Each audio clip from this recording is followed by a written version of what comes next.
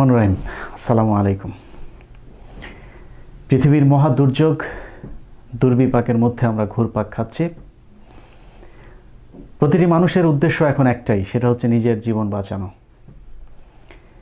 নিজের আপন মা বাবা সন্তান স্ত্রী কিংবা খুবই কাছের যে মানুষগুলো আমাদের ছেড়ে চলে যাচ্ছে, তাদের শেষ দেখাটা পর্যন্ত আমরা দেখতে যাচ্ছি না, কারণ আমাদেরকে বাঁচাতে হবে। এই মহাপ্রলয়ের মাঝখানে দাঁড়িয়ে আমি মহান স্রষ্টার কাছে প্রার্থনা করি, আজকের পৃথিবীর যে অবস্থা, এই ভয়াবহতা যেন আরো কয়েক গুণ বৃদ্ধি পেয়ে অন্তত 100 কোটি মানুষ যেন পৃথিবীতে মারা যায়। আমি যেহেতু আল্লাহ বিশ্বাস করি এবং আমি মনে করি পৃথিবীর একটি গাছের পাতাও আল্লাহর নির্দেশ ছাড়া নড়ে না, অতএব এত বড় ঘটনা আল্লাহ এটার নিয়ন্ত্রণে নেই, এটা আমি বিশ্বাস করি না। অতএব কেন চাই সেই শাস্তি? কারণ আমি ব্যক্তিগতভাবে আমি পৃথিবীর মধ্যে আমার যে দায়বদ্ধতার জায়গা, আমার যা করণীয়, সেই সব কাজগুলো করতে আমরা ব্যর্থ হয়েছি। শুধুমাত্র নিজেদেরকে নিয়েই ব্যস্ত থেকেছি।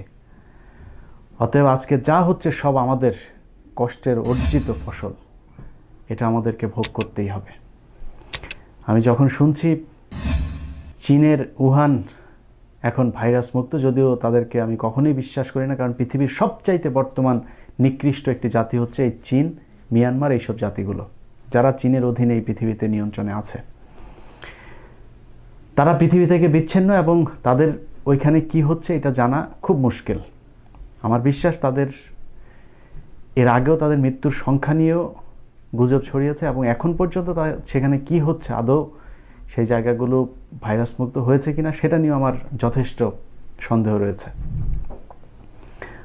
যখনই শুনছি সেখানে ভাইরাসের প্রাদুর্ভাব কমে যাচ্ছে, তখন আমি সত্যিই কষ্ট পাই, কারণ আমি চাই তাদের অবস্থা আরো ভয়াবহ হোক। একজন মানুষ একটা পশুকে হত্যা করে তারপরে খায়, সেটারও একটা নির্দিষ্ট নিয়ম আছে। তারা জীবন্ত একটি কুকুরকে একেবারে ফুটন্ত পানির মধ্যে কড়াইয়ের মধ্যে ছেড়ে দিচ্ছে।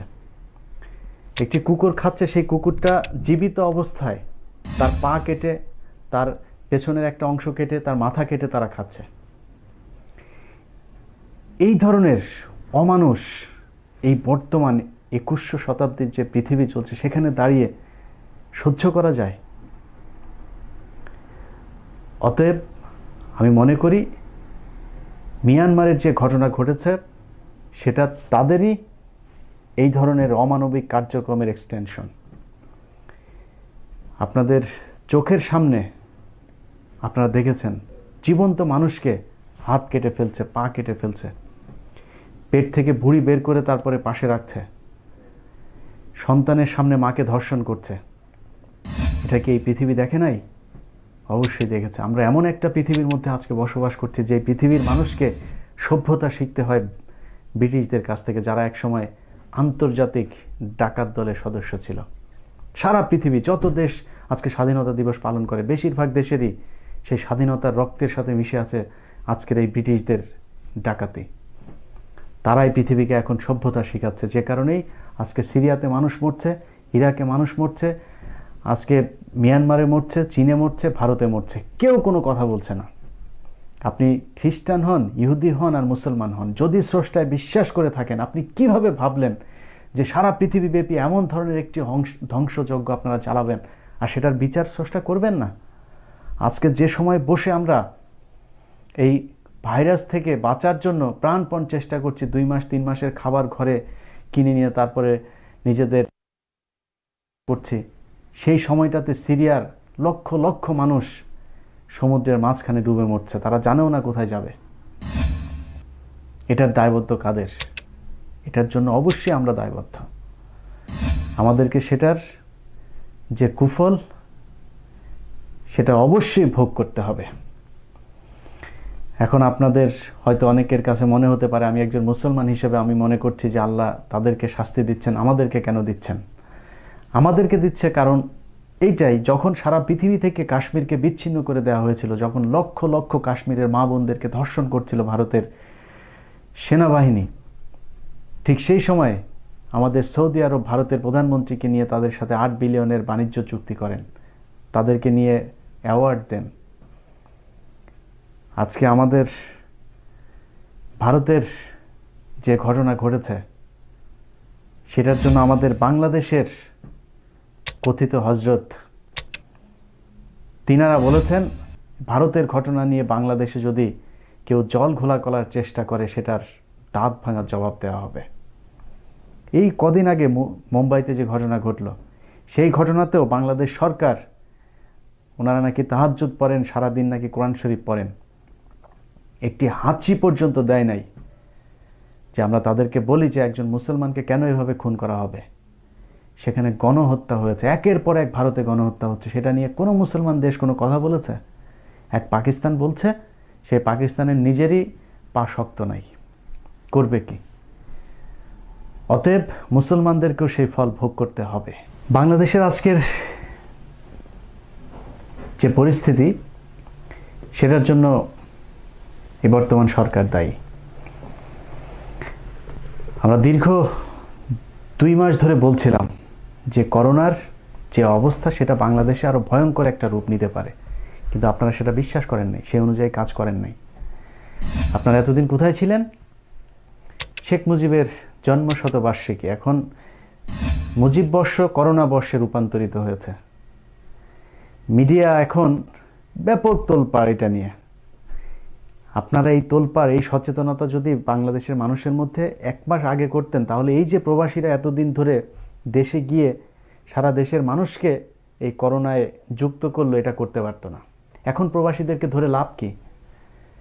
প্রবাসীদের কোনো দোষ নাই, কারণ তাদেরকে আপনারা যখন ঢুকিয়েছেন তখন তারা বাংলাদেশে গিয়ে দেখেছে যে মুজিব বর্ষের সেই পটকা আর হচ্ছে গিয়ে আতশবাজির ঝলকানি, তারা মনে করেছে তো বিরাট এক দেশে চলে এসেছে। এখন পর্যন্ত যেসব মানুষ বিদেশ থেকে দেশে যাচ্ছে তাদের কোনো দোষ নেই, সবার যাওয়া উচিত, কারণ ওবায়দুল কাদের বলেছে যে তিনি হচ্ছে করোনার চেয়েও বেশি শক্তিশালী।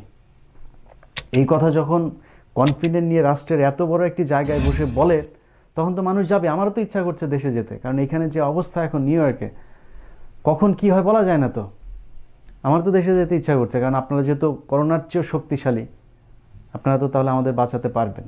এই কারণে বিদেশ থেকে মানুষ যাচ্ছে। এখন আপনারা বিদেশিদেরকে ধরছেন, কোন এক ডাক্তার গুজব ছড়ানোর জন্য তাকে আটক করেছেন। তাকে আটক করবেন কেন? ওই ডাক্তার ঠিক কথা বলেছে। আরে ভাই, গুজব তো আপনারা ছড়াচ্ছেন। ওবায়দুল কাদের গুজব ছড়িয়েছে, এই হাসান মাহমুদ গুজব ছড়িয়েছে, আজকের স্বাস্থ্যমন্ত্রী গুজব ছড়িয়েছে, নৌ পরিবহন মন্ত্রী গুজব ছড়িয়েছে, আজকে পররাষ্ট্রমন্ত্রী যিনি আছেন রাবিশের ভাই খবিশ, তারা গুজব ছড়াচ্ছে। কারণ আজকে মানুষ ইতালি থেকে এখনো মানুষ যাচ্ছে, সৌদি আরব থেকে এখনো, কাতার থেকে এখনো মানুষ যাচ্ছে। গুজবের জন্য যদি বিচার করতে হয়, তাহলে আপনাদের দলের লোকজন নিজেরা যারা আছেন একদম টপ টু বটম কান ধরে উঠবস করেন। এখানে কিছু আওয়ামী লীগের কিছু ছাগলের বাচ্চা আছে, একদম এখানে আওয়ামী লীগের যা আছে, যে কটা বিশ্বাস করে, আমেরিকাতে বসে যে কটা বিশ্বাস করে, কিংবা পৃথিবীর অন্য দেশে বসে যেসব মানুষ এখনো বিশ্বাস করে যে বাংলাদেশ উন্নয়নের রোল মডেল, সব কটা ছাগলের বাচ্চা। এগুলো সব পশু জানোয়ারের বাচ্চা। এগুলো, এই পশু জানোয়ারের বাচ্চাগুলো আমেরিকাতে থেকে দেখে যে সারা রাত তার গাড়িটা রাস্তার মধ্যে পড়ে আছে, কোনো চোর চুরি করার সাহস পায় না, কারণ পুলিশ সেটা ধরে নিয়ে আসবেই। অসুস্থ হলে সে নিজে ফোন করবে, 5 মিনিটের মধ্যে তার বাসার নিচে অ্যাম্বুলেন্স আসবে। এই করোনার মধ্যে যখন সরকার সরকারিভাবে কোনো ধরনের মানুষকে সহযোগিতা দিতে পারছে না, তখন এই জায়গায় যারা আছেন তাদেরকে টাকা পয়সা, তাদের ঘর ভাড়া থেকে শুরু করে অনেক ধরনের ফ্যাসিলিটি দেওয়ার সুযোগ সুবিধা প্রক্রিয়া চলছে। সেই জায়গায় বসে আপনি বলেন বাংলাদেশ হচ্ছে উন্নয়নের রোল মডেল। এয়ারপোর্টে যাওয়ার পর থেকেই তো আপনার চেহারাটা দেখে বোঝা যায় যে কত উন্নয়নের রোল মডেল এটা। আপনি যিনি আওয়ামী লীগ করেন, আপনি আপনার থানাতে যান, দেখুন আজকে করোনার যে টেম্পোরারি ইউনিটগুলো তৈরি করা হয়েছে সেখানে কি আছে। করোনায় আক্রান্ত রোগীর সবচাইতে বড় দরকার যে মানুষটা, সেটা হচ্ছে তার অক্সিজেন সুবিধাটা থাকতে হবে। তা আপনার আইসিইউ আছে সেখানে? করোনার ওইখানে আপনি নামে মাত্র করোনার করে 100 কোটি টাকার বাজেট নিয়ে তারপর সেই টাকাগুলো লুটপাট করলেন, এছাড়া কিছুই হয়নি। আজকের যে অবস্থা চলছে বাংলাদেশে, সে অবস্থা থেকে বাঁচার সুযোগ নাই, কারণ আমরা এমন আল্লাহকে বিশ্বাস করি না যে আল্লাহ নির্বোধ, যে আল্লাহ অন্ধ। আল্লাহ সব কিছু দেখেন। এই যে টাকা পয়সা লুটপাট করে বাইরে পাঠাইছেন, সেখানে যান, গিয়ে খান। সেই সুযোগ আল্লাহ বন্ধ করে দিয়েছে। হেফাজতে ছোট ছোট বাচ্চাগুলিকে গুলি করে মেরেছেন চোখের সামনে, সারা পৃথিবী দেখেছে, কেউ কথা বলে নাই। জনি খিলগাঁওয়ের হরতাল অবরোধে যখন ডিউটি করতে যেতাম তখন দেখা হতো। এই জনি খুব ভদ্র একটা ছেলে, সে সিগারেট খেত কিনা আমি জানি না, কিন্তু আমার সামনে সিগারেট খেত না। এত অমায়িক একটা ছেলে।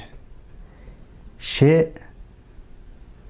তার বুকের মধ্যে 19টা গুলি নিয়ে তারপর মরতে হয়েছে। একটু চিন্তা করুন, জনির মা যখন জনির এই বুকটা দেখেছে তখন জনির মার কেমন লেগেছে। হাজার হাজার মানুষ তাদের প্রিয়জনের লাশটা পর্যন্ত খুঁজে পায় না, শুধুমাত্র রাজনৈতিক প্রতিপক্ষ হওয়ার কারণে, ক্ষমতায় জোর করে থাকার কারণে এই খুনগুলো করেছেন। এসবের বিচার হবে না, এসব হবে না। আমরা যারা হতাশ হয়ে যাই, শেখ হাসিনা কবে যাবে, আরে ভাই কবে যাবে মানে কি, যেতে তাকে হবেই। এই বিচার আল্লাহ অবশ্যই করবেন। যদি আল্লাহকে বিশ্বাস করে থাকেন, এই হিসেব অবশ্যই আল্লাহ কড়ায় গন্ডায় তার কাছ থেকে বুঝে নেবেন। আমি কথা বলার কারণে খুন করে ফেলতে পারেন, হ্যাঁ এখনো আপনারা পারেন, আপনাদের গোয়েন্দা সংস্থা আছে, অনেকভাবে আমার ক্ষতি করতে পারেন, কিন্তু যে কথাগুলো বললাম এগুলো আপনার কপালে ঘটবে ঘটবে ঘটবে, অবশ্যই ঘটবে। এর ফল ভোগ করতে হবে, তর্কের কোনো শেষ নাই। পৃথিবীতে কোনো আসামির আইনজীবী ফাঁসি হওয়ার পরেও কখনো বলে না যে আমার মক্কেল অপরাধী ছিল। সে কিন্তু শেষ পর্যন্ত বলে যে আমি সুষ্ঠু আইনের বিচার পাই নাই, ন্যায্য বিচার আমি পাই নাই। সে কিন্তু কখনোই কোনো না কোনো আইনের যুক্তি তর্ক দিয়ে বুঝিয়ে দেন যে তার মক্কেল ভালো ছিল। অতএব আপনাদের সাথে তর্ক করে পারা যাবে না, বিশেষ করে আওয়ামী লীগের লোকজনের সাথে তর্ক করে কখনোই আপনি পারবেন না। কিন্তু যদি আল্লাহকে বিশ্বাস করে থাকেন, এত অপরাধ করছেন, সেটার বিচার হবে না এটা মনে করেন আপনি? অবশ্যই বিচার হবে। হয়তো সেই বিচারের শেষের দিকে চলে এসেছেন, এখনো সময় আছে। তওবা করেন, আল্লাহর কাছে ক্ষমা চান। আমার পাপ যতটুকু আছে সেটার বিচার আমি অবশ্যই পাবো। আপনার পাপের জন্য আপনাকে অবশ্যই প্রস্তুত থাকতে হবে। ভালো থাকবেন। আল্লাহ হাফেজ।